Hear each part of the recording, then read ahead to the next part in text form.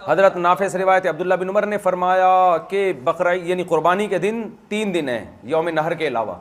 اس پر بھی یہ ہمارے اہل حدیث حضرات میں بعض لوگ چوتھے دن قربانی کر رہے ہوتے ہیں.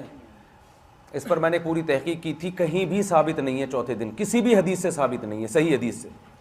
اور صحابہ کا سب کا اجماع ہے کہ بقرعید کے صرف 3 دن ہیں. تو اتنی مضبوط دلیل کے بعد آپ چوتھے دن قربانی کر رہے ہو، اپنی قربانی کو بھی مشکوک میں ڈال رہے ہو، اختلاف کی امت میں آگ بھی لگا رہے ہو. بھائی پوری امت ایک طرف ہے تو آپ کہو کہ ٹھیک ہے، اگر آپ کا خیال یہ کہ چوتھے دن بھی قربانی ہو جاتی ہے تو 3 دن بھی تو بہت ہے نا. آپ امت میں جوڑ پیدا کرنے کے لیے بقیہ 3 دن کر لو.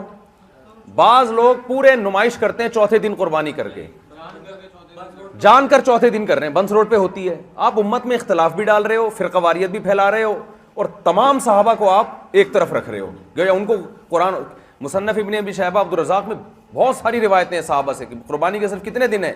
3 دن ہیں. تو یہ اچھا لیبل سب یہ لگاتے ہیں کہ ہم فرقہ واریت ختم کر رہے ہیں، قرآن و سنت پہ عمل ہو رہا ہے، ہم کسی فقہ شقہ کو نہیں مانتے، ہم سب کو ایک پہ لا رہے ہیں. ایک پہ نہیں لا رہے، آپ آگ لگا رہے ہیں. نہ دلائل ہیں آپ کے پاس، نہ صحابہ کے فتاوی ہیں آپ کے پاس، اور احتیاط کے بھی خلاف ہے. ایک ایسی عبادت ہے جو آپ اس کو شک میں ڈال رہے ہو آپ. اور 3 دن بہت ہیں کرنے کے لیے، اور ثواب کے بھی خلاف ہے. 3 دن قربانی جائز ہے، بہتر سب سے پہلے دن ہے، دوسرے دن اور کم ثواب، تیسرے دن اور، چوتھے دن تو مشکوک ہو گئی.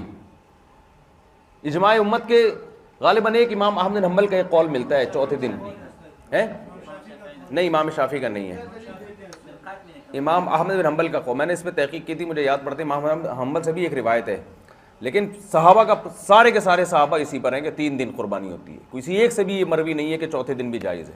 نہ یہ مروی ہے کہ کسی صحابی نے کبھی چوتھے دن کسی نے قربانی کی ہو. کوئی ضعیف روایت بھی نہیں ہے. وہ ایام تشریق پر قیاس کرتے ہیں، اور ایک ضعیف روایت تو کہتے ہیں ایام تکبیرات تشریق چوتھے دن بھی چلتی ہیں. تو بھائی یہ تو عبادت ہے نا.